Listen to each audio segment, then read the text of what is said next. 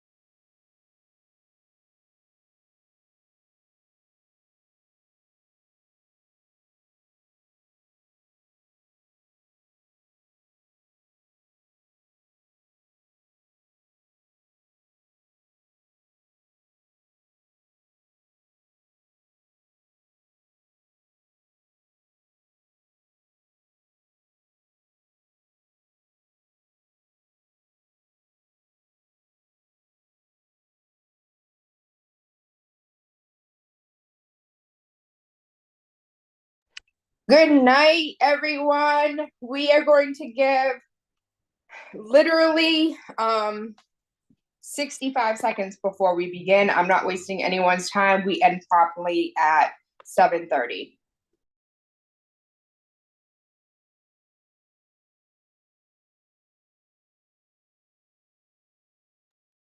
Awesome. Thank you.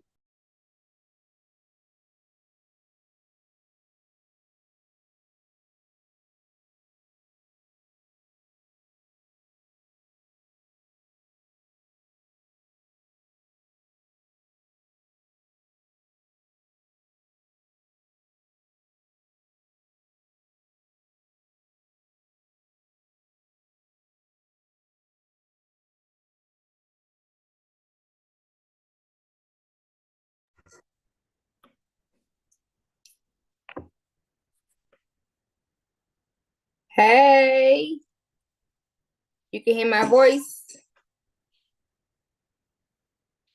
Dre, Anthony, you good to Yep, go? hear you. Yeah, can you hear us? Absolutely. So, my favorite loan product on earth is a 203K. The reason why a 203K is my favorite loan product is because it allows you to build your dream home. So, a 203K is an FHA product. It's backed by the government. You put 3.5% down. We're going to keep it really simple with the numbers. You're pre-approved for 100,000. You find a house for 75,000. You use the additional 25,000 that you were pre-approved for to put back into your house. There's two different types of 203K loans. There's a 203K simple that allows you to go up to $30,000. You don't need an FHA specialist. You don't need it's really a HUD specialist. You don't need a HUD specialist. That a HUD specialist will do that for 203K simple is like you find a house, the bathroom's trash, and the kitchen needs updating. $30,000, you can go ahead and do like a real simple bathroom. You may not be able to do the glass and the tile and this like stainless. Like, you won't be able to do your max with a simple because it's only $30,000. Now, if you can do the work yourself, you have a friend that can pull permits with you and help you as a contractor, then your 30,000 can probably go a lot further than most people's 30,000. For the most part, people use 203Ks the full range. When you go over $30,000, that's when a HUD specialist comes in. HUD specialists are amazing and a pain in the ass at the same time. Why are they amazing? Because they're going to tell you, most of them are contractors or like previously were contractors in their past life. And they're going to walk through the house like this needs to be fixed, that needs to be fixed. You know what? If you want to knock this wall down, you can and configure it like this. The thing about it that you can't do, you can't take a 2-family home and turn it into a 3-family. You can't take a 3-family and turn it into a 4-family.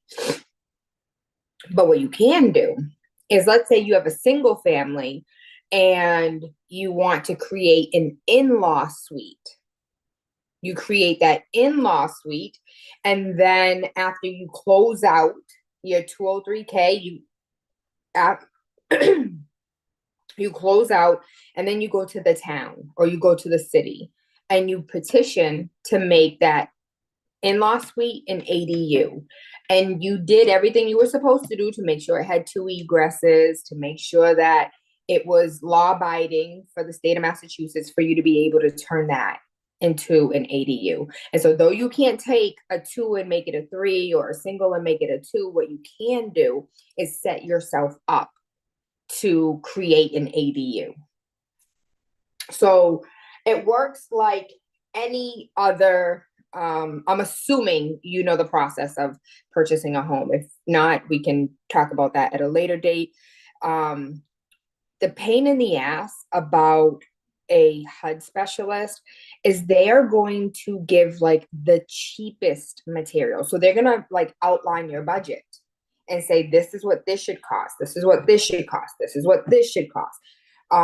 It also is, you have to find a contractor that's going to do the work and then work per invoice. And so once it's done, you can draw the money out and pay the invoice. But what you can't do is go ahead and pull the money out and then pay them to do the work, because they've seen too many contractors come in, get paid to do the work, and drop the entire bag. And so the government's not in the business of losing money. And so the work has to be done prior to a draw being pulled. Now, what you can do is, let's say, for instance, you now purchased a house. And so you have this house that you need to work on.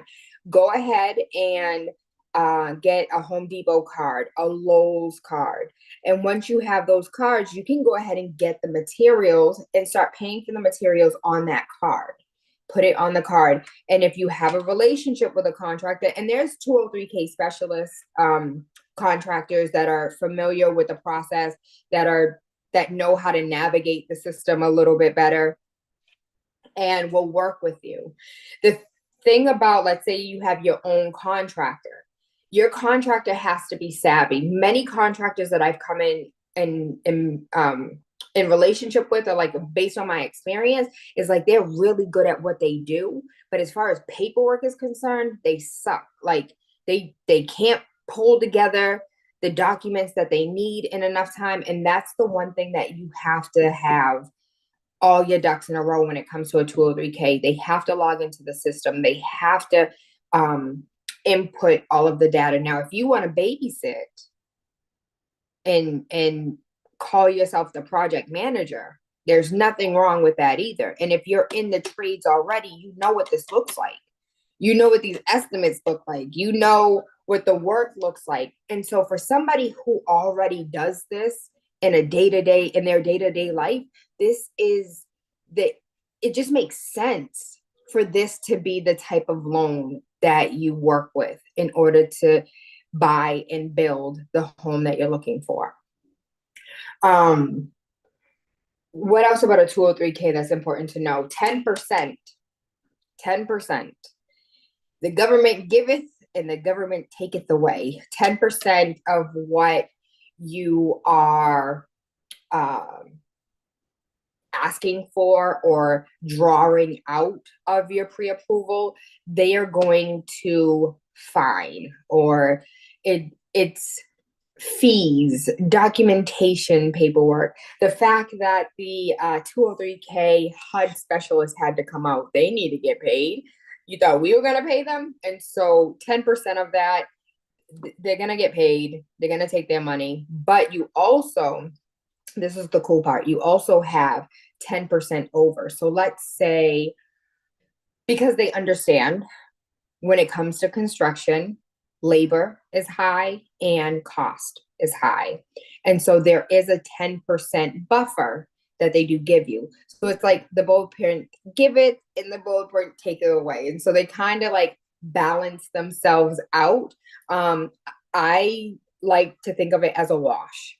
It's a wash. They give you an additional 10% in case you go over, but they also take away 10% in order to pay all of the people that need to be paid in order to do this particular loan.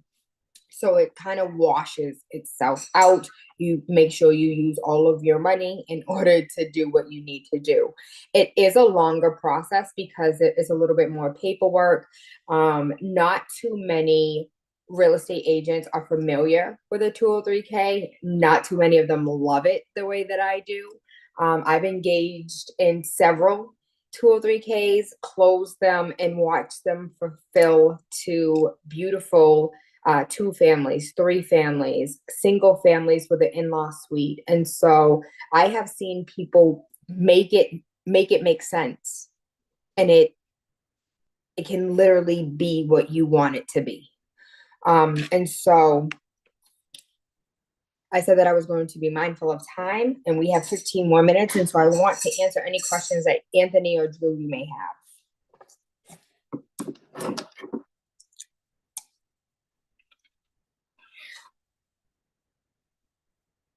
Nada? Just give me a moment. I'm gonna gather my thoughts.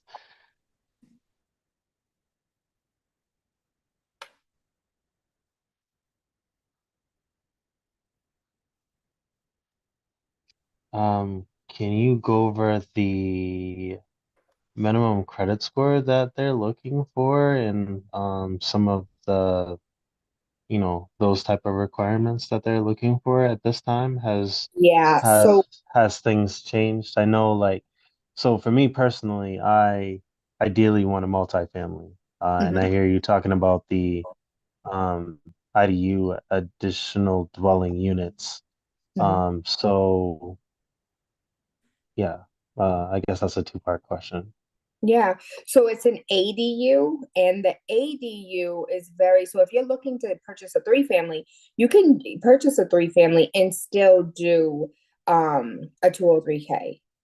Now, what I said as far as like the ADU is concerned, let's say for instance, you purchase a two family, but it's a two family with 4,000 square feet. And so from one of those units, you create an in-law suite. And then you go to the town after you're done with your 203K and petition the town or city or wherever it is that you particularly purchase. And a lot of times I say town because not too many people use 203Ks in the city. Every 203K I ever closed was either Metro Boston or like out north, the out west. Um, because you have more space, you have more room, you have more flexibility. Um, and it's not like a money grab where a lot of the homes here, you're competing with investors that have cash to purchase. Um, and so, as far as like limited, like what's the limit or what's the minimums, I do not work off minimums. We will raise you up to at least a 700 credit score because if you're dealing in the 680s, those 680s are going to give you 680 rates. I want you as high as you possibly can. I want you to have as much money in savings as you can, and I want you to have the highest credit score that you can because it's going to put you in a better position. Now, what does FHA say? Whatever their guidelines say, but I that's not how I operate. I don't want you paying an additional $100,000 over the course of your loan because you didn't want to wait for a 20-point increase on your credit. And so that's just been me since I became an agent and really understand like how interest can put you at a deficit and make you pay $1 million for a $400,000 house.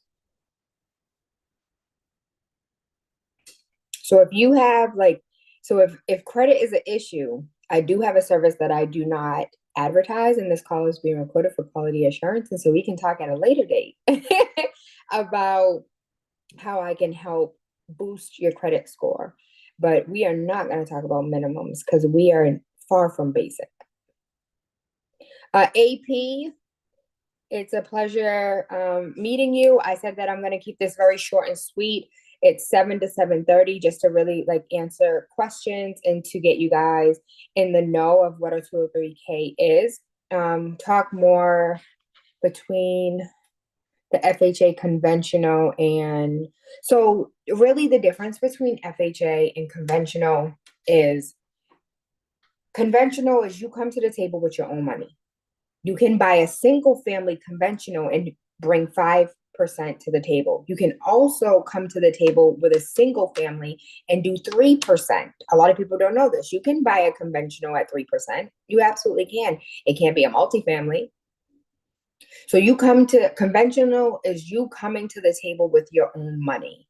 FHA is mommy, daddy, I need a little help, AKA government. Can you help me? That to put it in simple terms, is there a lot of complexity behind it? Absolutely. Am I trying to take us through loopholes? No. So with an FHA, for as long as you have an FHA, they have insurance. So just like you have insurance on your car, you have insurance on your house, you have health insurance, but you never get sick. You have car insurance, but you've never gotten into an accident. There is insurance on your mortgage just in case you default. And so it's a free money grab. That's the downfall of having an FHA. Now, if you refinance out of your FHA, you remove your PMI, that's that mortgage insurance saying like, oh, you're gonna default. And if you default, at least we like secured ourselves. We have enough money in the bank to handle ourselves because you defaulted. And so if you're looking for FHA, single family, three family, four family, you can still come to the table with 3.5% down. Now, once you get into a multifamily conventional, that's when they're like, come to the table with some more of your own funds.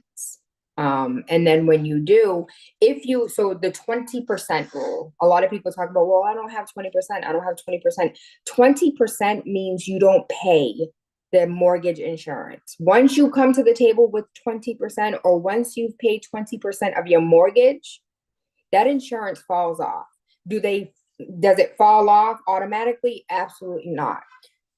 Some lenders or some banks or whoever is the hold not it may not your who holds your mortgage may not be the originator of your mortgage.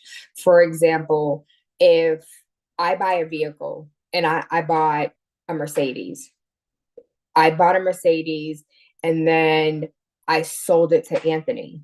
Anthony now holds the Mercedes, even though I was the originator, right?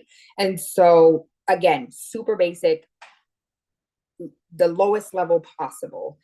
That's the originator of your loan could be Movement Mortgage, but that's not who's going to end up holding your mortgage. It might be Wells Fargo in the end.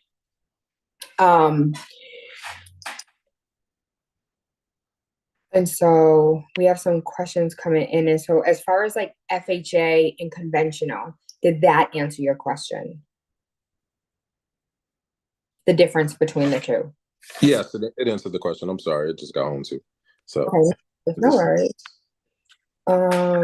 The other question, what about a contractor? Where can I find a contractor who knows a 203K?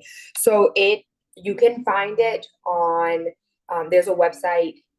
You can have a conversation with whoever your 203K HUD specialist is. Your HUD specialist may refer you to someone, they may not, they may, like, depending on who you get them, they might say, I don't know anyone. Somebody else might say, listen, I don't know anyone, but if you call this number, you might get someone. And then also, if you have a friend that's a licensed contractor and you're like, listen, I need you to get in the system. It's not that difficult to get in the system. It's less about being like a preferred or registered with HUD, and it's more so understanding the guidelines that they require. And what they require is like for you to upload the documents. Like at the end of the day, they just need you to be on your P's and Q's, and you can get a contractor from off the corner of the street that's 100% licensed that can go into the system, register themselves, and basically how you have a social media, how you have a Facebook, how you have an Instagram, they need to go into the system and create their profile and then attach themselves to your project and upload the documents for your project. And when I say documents, they need full outline. What is it going to cost for framing? What's it going to cost for the plumbing? You might have a general contractor. Now these subcontractors, you have to upload all the subcontractors.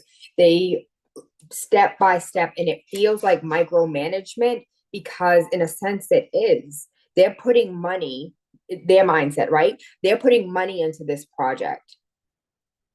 And one of the things that I didn't talk about that is like the best thing in the world is while you're building, you can roll up to 6 months of your mortgage payments into the loan. So you're not paying a mortgage for 4 months, for 6 months.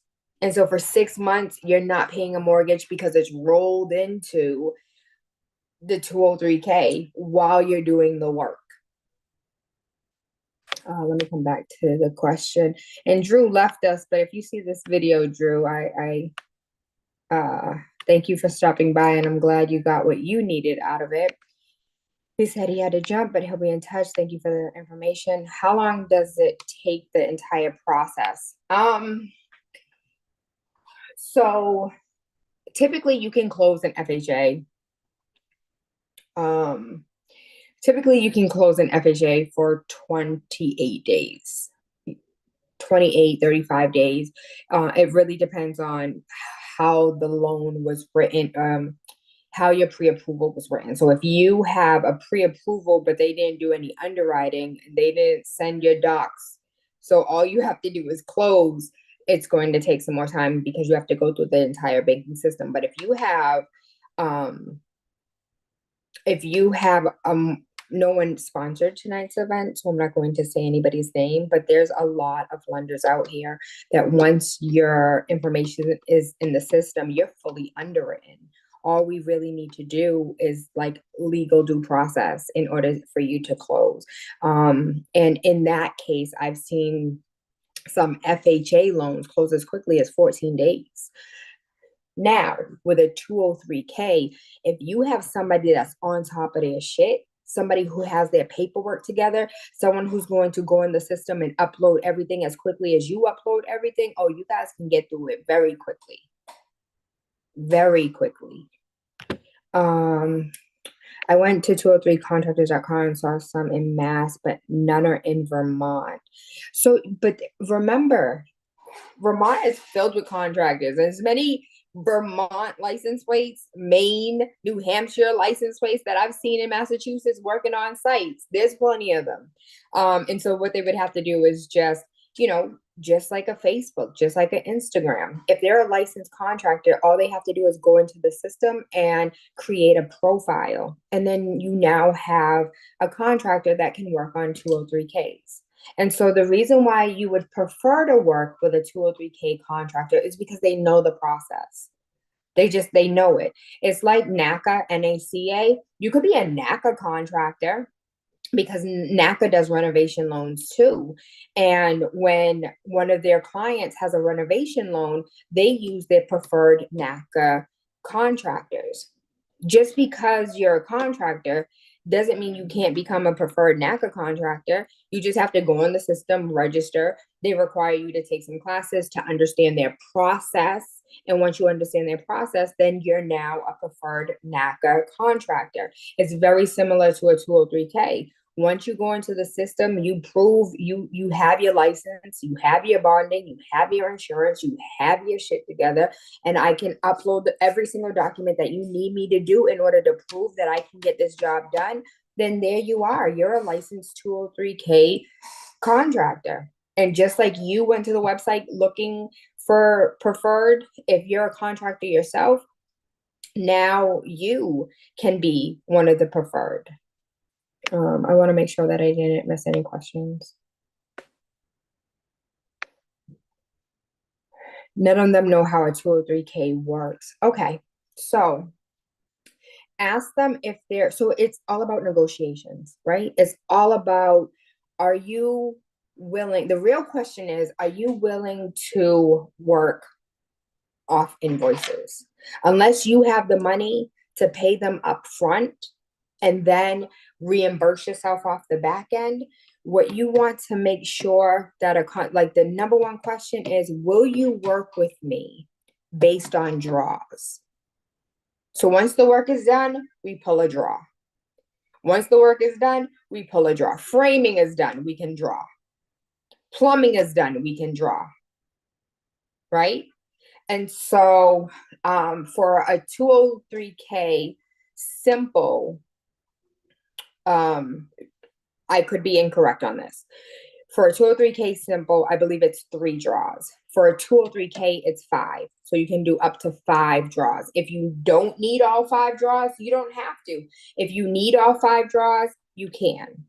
And that's really the question. Like, do you want to add do you want to add a certificate to you? I see you do amazing work. I would love to work with you, but while working with you, are you willing to learn the process of a 203K? So that way you can become a 203K preferred contractor. And so really it's selling it to them that not only are you putting yourself in front of an entire, like, New Hampshire, Vermont, like all of these people now want to work with you because you are part of this list. And there's a lot of people that tap into 203. When you take a look at some of these investors, not all of them, your free meeting will end in 10 minutes. Okay. Not all of them will come out of their own pockets. It's like, use other people's money. That's exactly what 203K is. Using other people's money to build your dream home. That's going to be next Tuesday. That's what I'm going to name it for next Tuesday. Using other people's money to build your dream home. And so you just really want to sell it to the contractors that this is something else to add to your resume. Would it go off? Yes, it would go off the potential income once it is a finished product. And so if you're looking and they do it based on like appraised, what appraised in the area. And so if in the area there, 3 bedrooms are going for $3,000, then that's what it's going to go off of. If they're basing it off of, 2,400 for a 3 bedroom, that's what it's going to go off of. And so if you're taking a look at Springfield, if you're looking at Worcester, if you're taking a look at Pepperton, what is the Ashnet? I think it's Ashnet.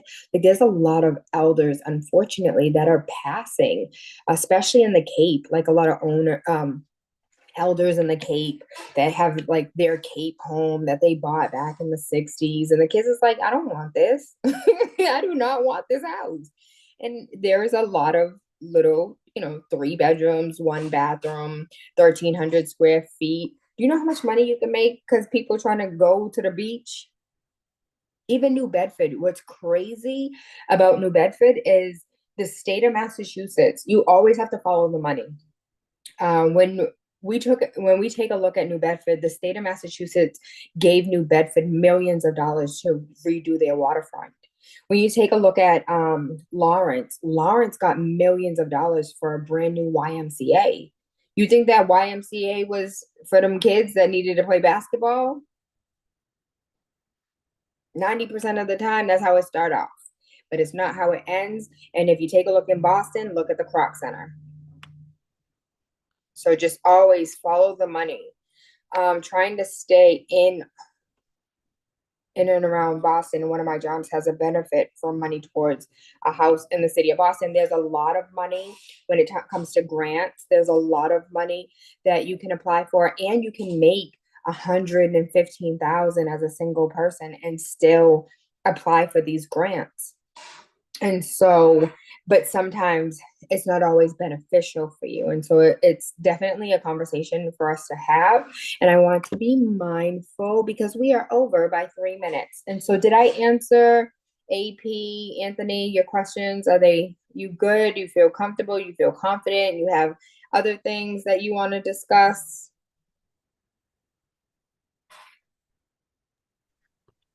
I feel like I always have questions and I'm trying to shift into